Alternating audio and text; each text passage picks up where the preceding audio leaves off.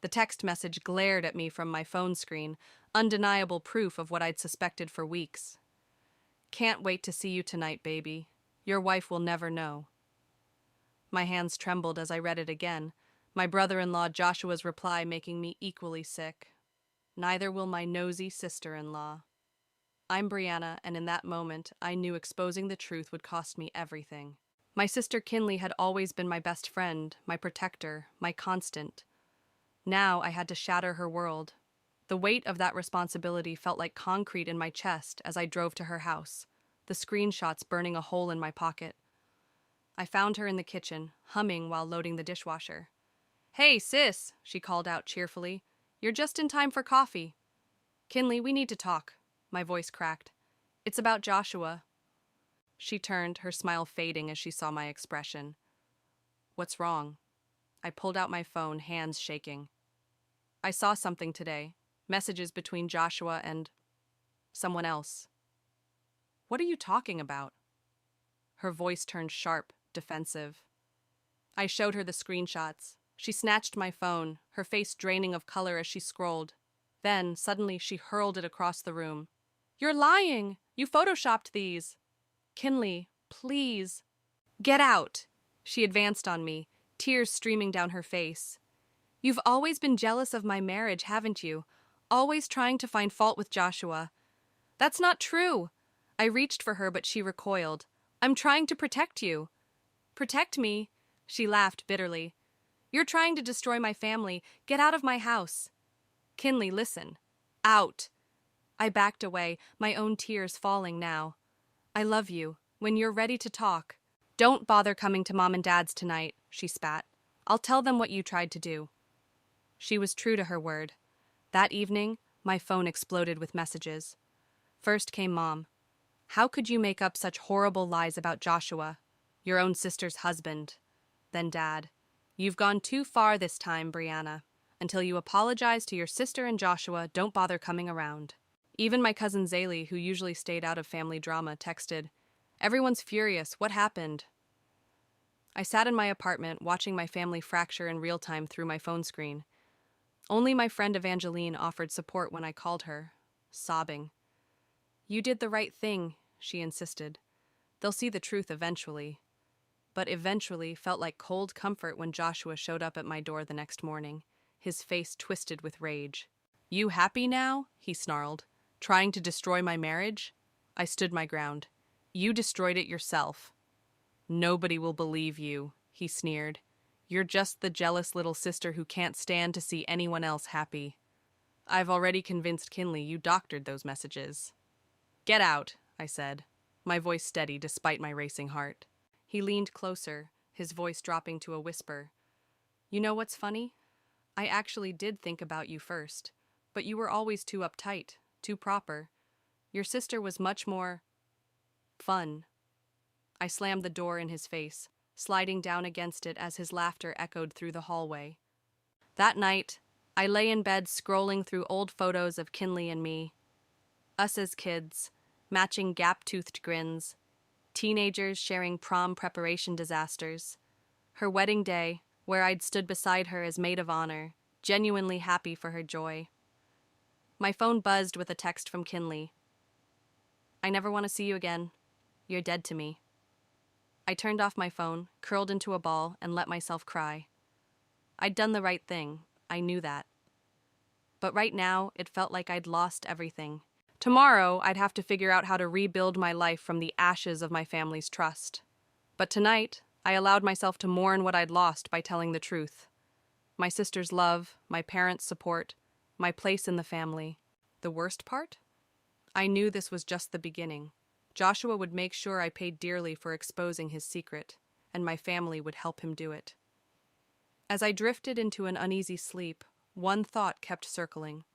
Sometimes doing the right thing comes at a terrible price, but I'd rather pay that price than live with the weight of silence. "You can't live on my couch forever," Evangeline said, tossing a pillow at my head. 2 weeks had passed since my family's implosion, and I'd barely left her apartment except for work. "Watch me," I mumbled into the cushions, but I knew she was right. "Get up. We're going apartment hunting." She yanked away my blanket. And then you're coming with me to that networking event I told you about? I can't afford. Yes, you can. You're not paying rent here, remember? You've been saving money. She paused, her voice softening. Plus, Kinley called the office again yesterday. I sat up straight. What did she want? To make sure you weren't working the same shift as Joshua's cousin. Apparently, she's convinced you'll try to spread more lies about her precious husband. My chest tightened. Just last week, I'd had to switch gyms because Kinley had told the owner I was harassing her family members. The memory of that humiliation still stung. Fine, I said, standing up. Let's go look at apartments. The third place we visited was perfect, a small studio in a quiet building, far from my family's usual haunts. As I signed the lease, my phone buzzed with a text from Mom. Your father's birthday dinner is next week. Don't come unless you're ready to apologize. I showed Evangeline the message. She scowled. Remember last year's dinner, when Joshua got drunk and hit on that waitress right in front of Kinley? And everyone laughed it off as him being friendly, I finished bitterly. God, I was so blind. We all were, she said, squeezing my shoulder. Now, about that networking event. Hours later, I stood in a crowded hotel conference room, clutching a glass of wine like a shield. Evangeline had disappeared into the crowd, leaving me alone with my thoughts. You look about as comfortable as I feel, a voice said beside me. I turned to find a tall man with kind eyes extending his hand. I'm Connor. First time here? Brianna, and that obvious, huh? He laughed. Well, you're hiding in the corner, so... I'm not hiding, I protested. I'm strategically positioning myself. Our conversation flowed easily after that, until my phone lit up with a call from Zaylee. I excused myself to answer it. Bree? Her voice was hushed. I had to call. Joshua. I saw him today. With someone. My heart raced. What do you mean? At that new restaurant downtown. He was with a woman. Definitely not Kinley. They were very friendly. I closed my eyes, feeling sick. Have you told Kinley? I can't. She won't believe me. Not after, you know. I know. The words tasted bitter. I'm sorry I didn't believe you at first, Zaylee whispered. I should have... Don't, I cut her off. Just keep an eye on Kinley for me? After hanging up, I returned to find Connor still waiting. Everything okay? He asked. Family drama, I said vaguely. Actually, I should probably go. Wait, he called as I turned to leave. We're looking for a marketing director at my company. From what you've told me about your work, you'd be perfect. Would you be interested in interviewing? I stared at him, thrown by the sudden opportunity. Yes. Yes, I would. Later that night, as I lay on Evangeline's couch for the last time before moving into my new apartment, my phone buzzed with another text, this time from Dad. Your sister's hurting. Fix this. I typed back, I told the truth. I won't apologize for that. Then I blocked his number, just like I'd blocked Mom's and Kinley's. Tomorrow, I'd move into my new apartment. Next week, I'd interview for a job that could change everything. My family might have abandoned me, but I was done letting their rejection define me. Evangeline's voice drifted from her bedroom. You okay out there? No, I called back honestly, but I will be. And for the first time since this whole mess started, I actually believed it. The truth had cost me my family, but it hadn't cost me my integrity. As I drifted off to sleep, I thought about Connor's job offer and felt something I hadn't experienced in weeks. Hope. Sometimes the universe has a way of opening new doors when others slam shut. I just had to be brave enough to walk through them. And that's how we increased engagement by 60% last quarter, I finished, clicking to the final slide of my presentation. The boardroom erupted in applause, and Connor shot me an approving nod from across the table. 6 months into my new role as marketing director, and I'd already made waves. My team was thriving, our campaigns were succeeding, and for the first time in my life, I felt truly in control. After the meeting, Connor caught up with me in the hallway. Drinks tonight to celebrate? Rain check? I'm mentoring at the Women's Center. He smiled. Still helping others despite everything you've been through. That's what I admire about you, Bree. The moment felt charged until his phone buzzed. His face fell as he checked it.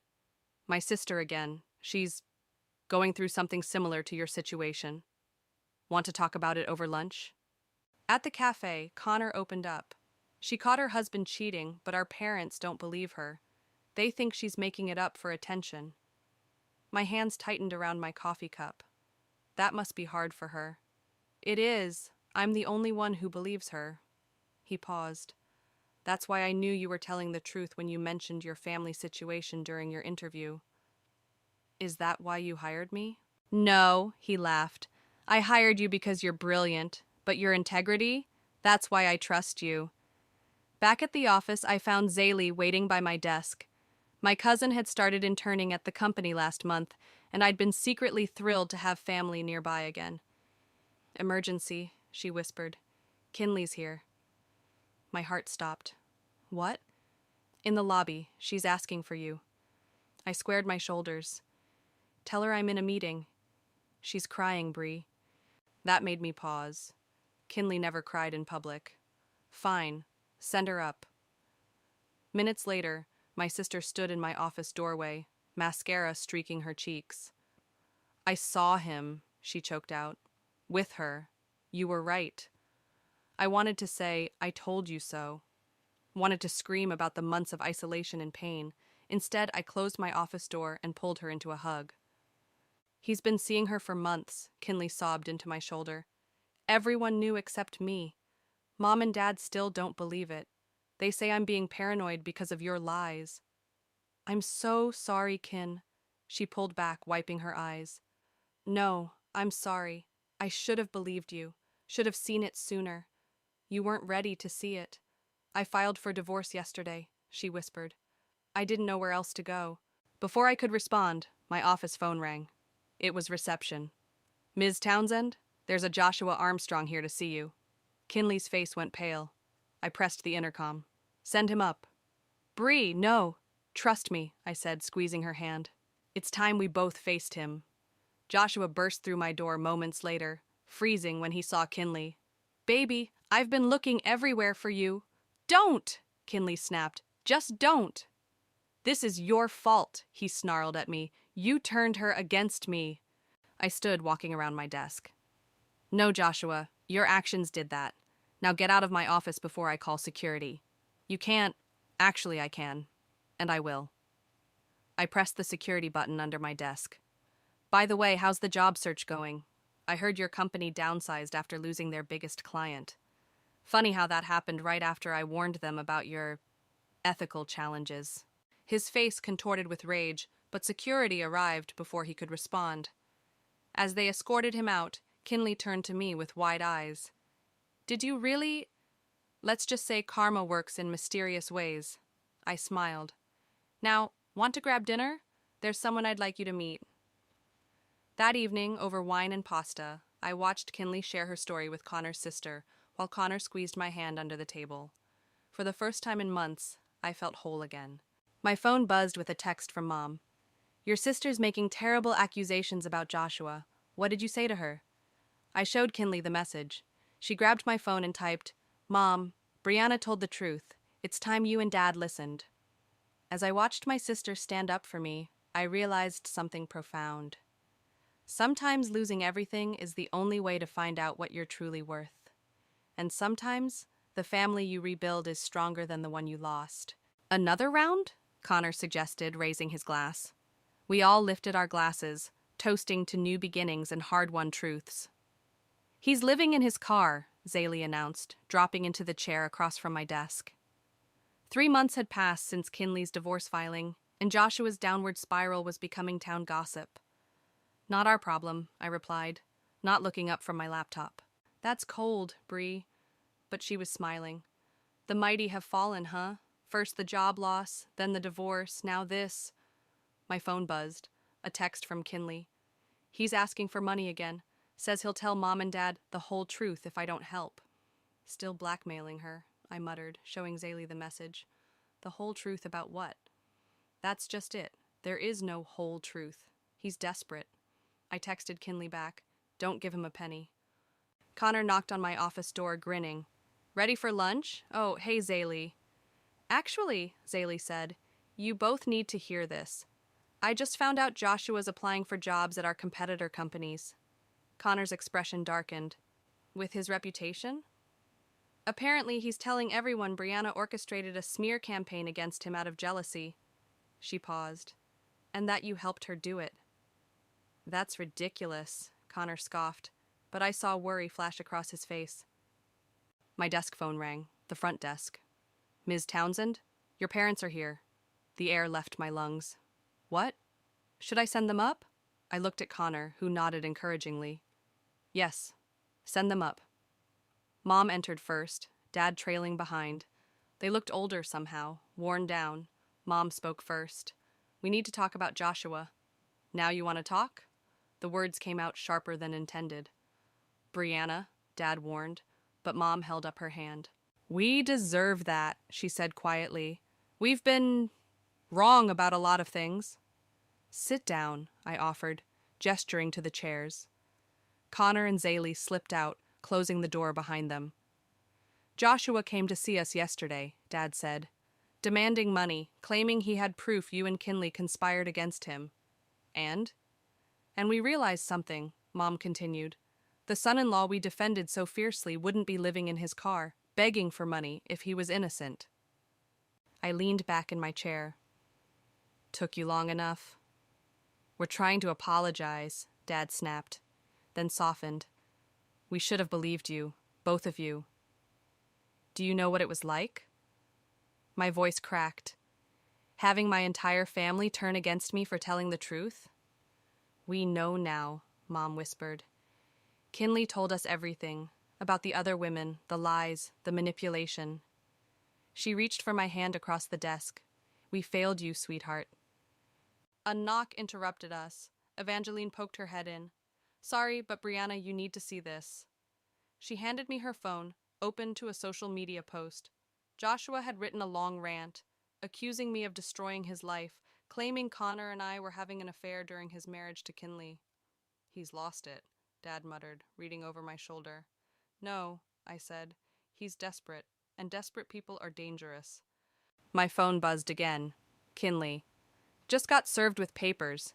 He's suing me for defamation. You too, probably. Let him, I said aloud, showing my parents the message. I've kept every message, every piece of evidence. Let him try to explain those in court. Mom squeezed my hand. We'll stand with you this time, both of you. We can't change the past, Dad added, but we can do better now. After they left, Connor returned with coffee. You okay? Getting there. I showed him Joshua's post. Looks like we're the latest stars of his revenge tour. Let him rant, Connor said, sitting on the edge of my desk. Success is the best revenge, and you're crushing it. Speaking of success, I smiled. Want to give him something real to talk about? What do you mean? I stood up, closing the distance between us. Dinner tonight? Just us? His smile lit up his face. I thought you'd never ask. Later that evening, as Connor and I shared wine and stories at my favorite restaurant, my phone lit up with another message from Kinley. Just got the lawsuit papers. His evidence is pathetic. We've got this, sis. I showed Connor the message, and he raised his glass. To karma? To karma, I agreed, clinking my glass against his. And to second chances. As we talked and laughed, I realized something. Joshua's attempts to destroy me had only made me stronger. He'd tried to paint me as the villain, but all he'd done was write himself into a corner. And this time, I wasn't alone in fighting back. Is this some kind of joke? I stared at the email on my screen, unable to process what I was reading. Evangeline peered over my shoulder. Is that from Joshua? Dear Brianna, I read aloud. I'm writing to formally apply for the senior marketing position at your company. He can't be serious. He's desperate, Evangeline said. Nobody else will hire him. My phone rang. Kinley. Did you get it too? I asked. The job application? Yeah.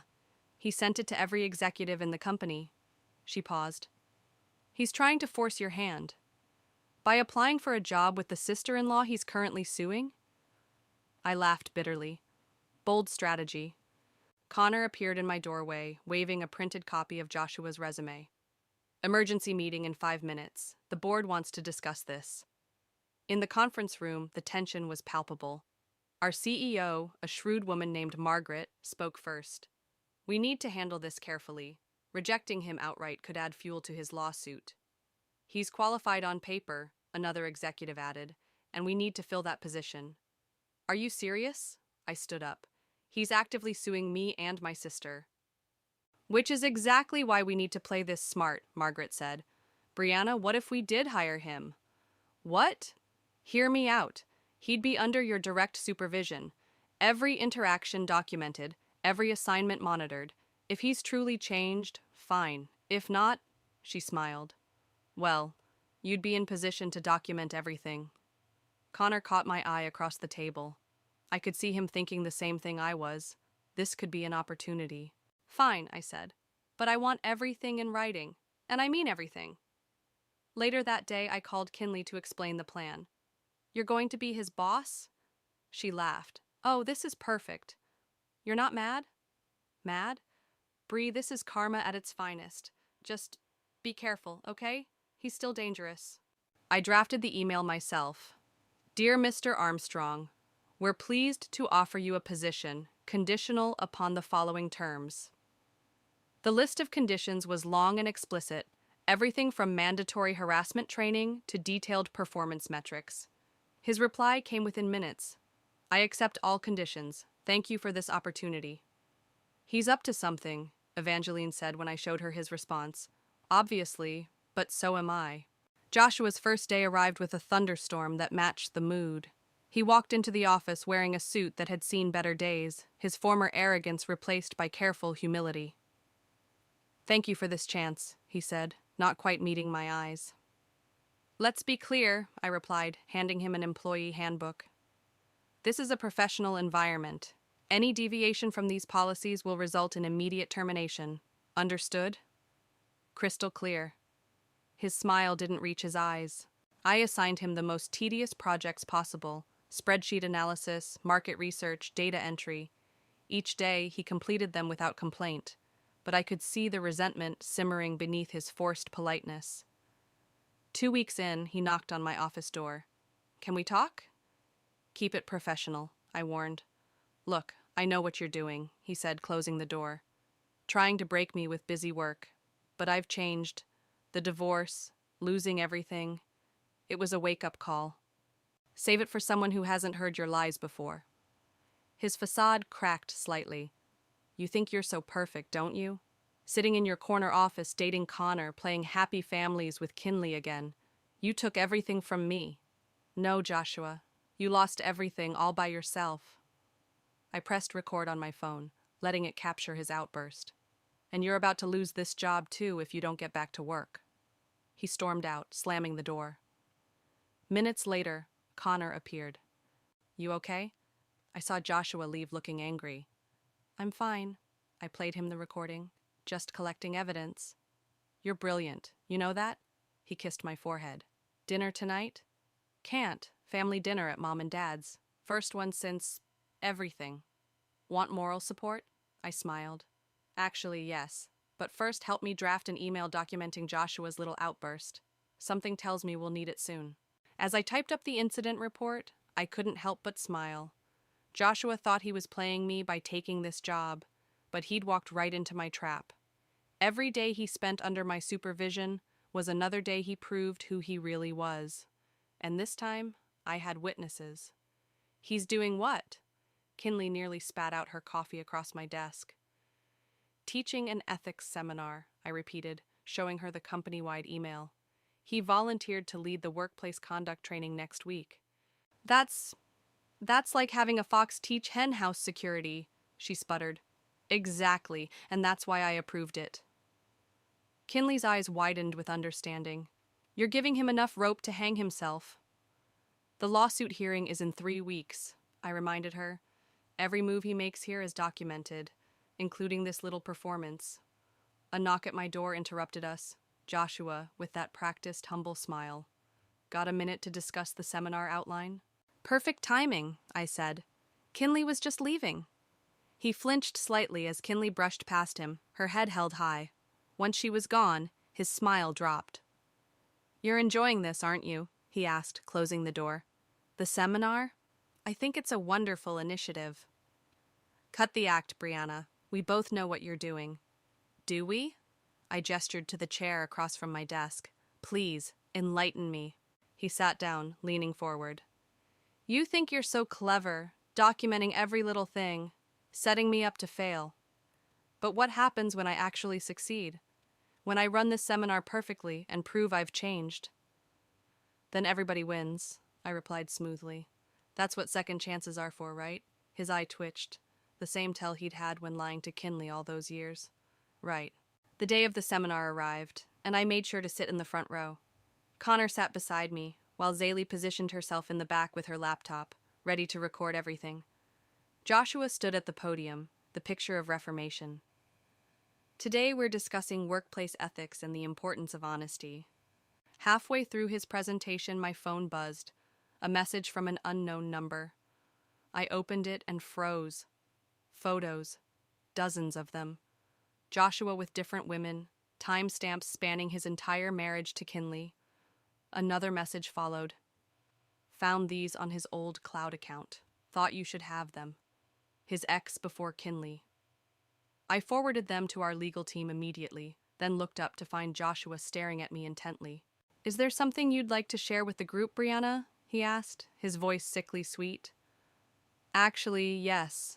I stood up. I think this would be a perfect time to discuss real-world examples of ethical breaches. His face paled as I connected my phone to the projector. That's not part of the presentation?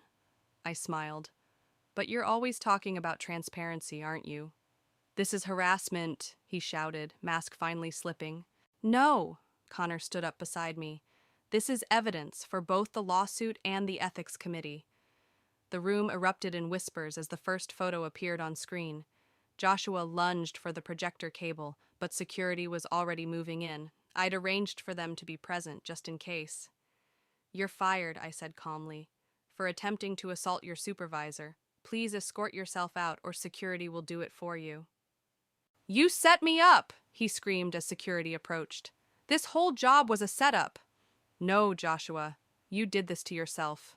Again. Later that evening, I sat with Connor, Kinley, and Evangeline at our favorite bar, recounting the day's events. His ex really came through, Kinley marveled, scrolling through the photos. These are dated. Location tagged. He never stood a chance with the lawsuit now. Speaking of chances, Connor said, taking my hand, I have something to ask you. If it's about moving in together, the answer is yes, I smiled. I've seen you eyeing my spare room key. He laughed. Am I that obvious? You both are, Evangeline groaned. It's disgusting. My phone buzzed. Mom. Just heard what happened at your office. Your father and I are proud of you, sweetheart. Joshua showed up here asking for money again. We sent him away. Look at that, I showed them the message. Full family reformation.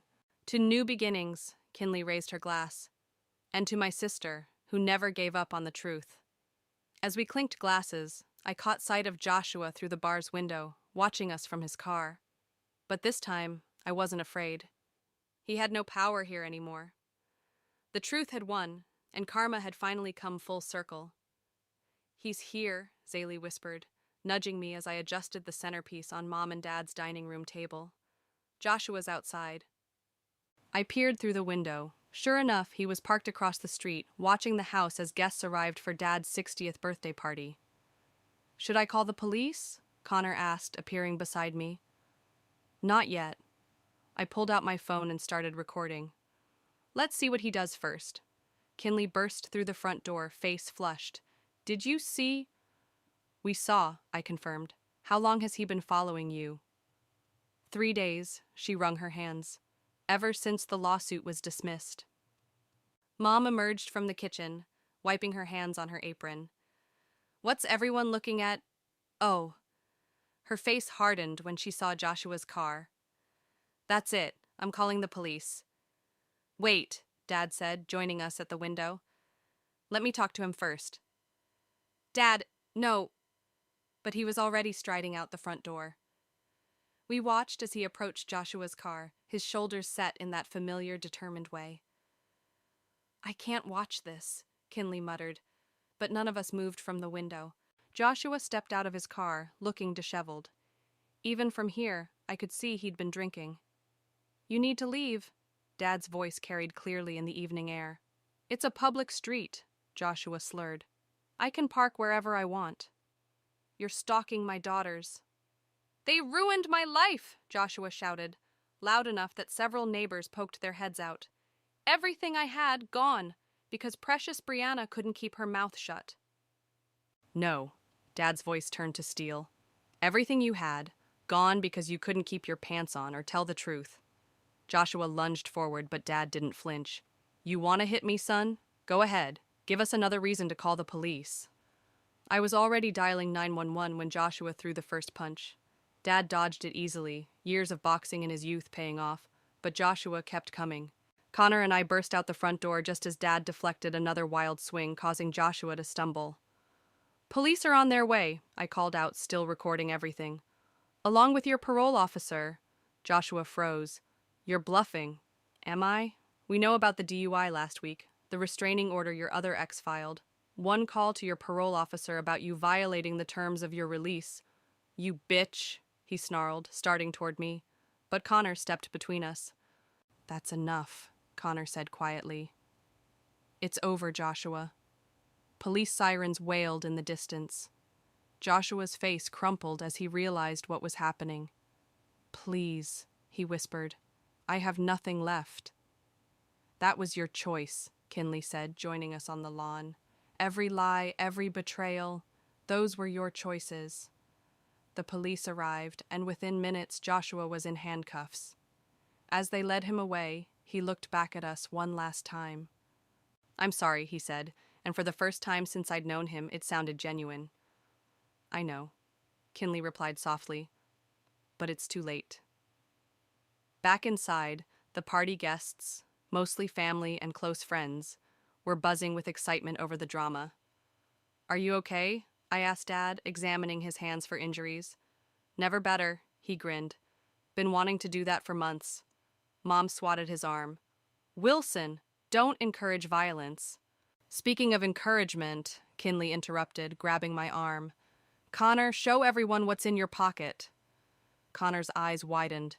"Now, after all that?" "No time like the present," Dad winked. My heart stopped as Connor dropped to one knee, pulling out a small velvet box. "Brianna," he started, "these past months have shown me what real strength and integrity look like. You stood up for the truth when it cost you everything. You helped others even when you were hurting. You showed me what love should be." He opened the box, revealing a simple but elegant ring. "Will you marry me?" "Yes," I breathed, barely aware of the cheers erupting around us. "Yes, absolutely yes." As Connor slipped the ring on my finger, Kinley hugged me from behind. "From family drama to family celebration," she laughed through tears. "To think," Mom mused, "if you hadn't told the truth that day." "Everything would be different," I finished, looking at my new ring, then at my restored family around me. "But not better." Dad raised his glass. "To truth." "To truth," everyone echoed. As we celebrated late into the night, I realized something. Sometimes the hardest path leads to the best destination. And sometimes, standing up for what's right costs everything, but gives you something better in return. "Ready for this?" Connor squeezed my hand as we approached the courthouse steps. "Born ready," I replied, though my heart raced. Today was Joshua's sentencing hearing for violating his parole and assaulting Dad. Inside, we found Kinley already seated with Mom and Dad. Zaylee slipped in moments later, followed by Evangeline. "He's taking a plea deal," Kinley whispered. "His lawyer reached out this morning." The bailiff called for order as Joshua was led in. He looked different, cleaner, more clear-eyed than at Dad's party. When he spotted us, he didn't glare or sneer. Instead, he nodded slightly, almost respectfully. The judge spoke first. "Mr. Armstrong, you've agreed to plead guilty to all charges. Before I accept this plea, do you have anything to say to the court?" Joshua stood, hands trembling. "Yes, Your Honor." He turned to face us. "I've spent months blaming everyone else for my mistakes, especially Brianna. I convinced myself she destroyed my life out of jealousy or spite. But she didn't destroy anything. She just exposed what I was already destroying myself. The courtroom remained silent as he continued. In jail, I had time to think about who I was, who I'd become. I read the letters Kinley wrote me during our marriage, saw how my lies broke her trust piece by piece. I remembered how Brianna tried to warn me before all this started, tried to give me a chance to come clean. He wiped his eyes. I'm not asking for forgiveness. I don't deserve it. But I want the court to know I accept full responsibility for my actions, and I want my former family to know I'm truly sorry. The judge nodded. Given your acceptance of responsibility and the plea agreement, I sentence you to 18 months in prison, followed by 3 years of supervised release. Additionally, you will maintain no contact with the victims. As Joshua was led away, he paused near our row. Brianna? I met his gaze. Thank you, he said softly, for being strong enough to tell the truth when I was too weak to face it. After he was gone, we gathered outside the courthouse. Dad pulled me into a bear hug.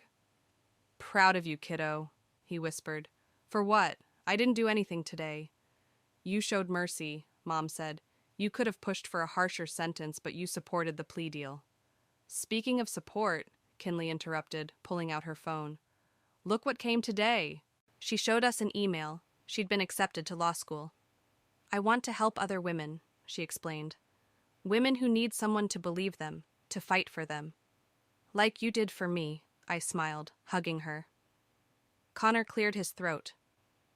Since we're sharing news, Brianna got promoted to executive vice president. What?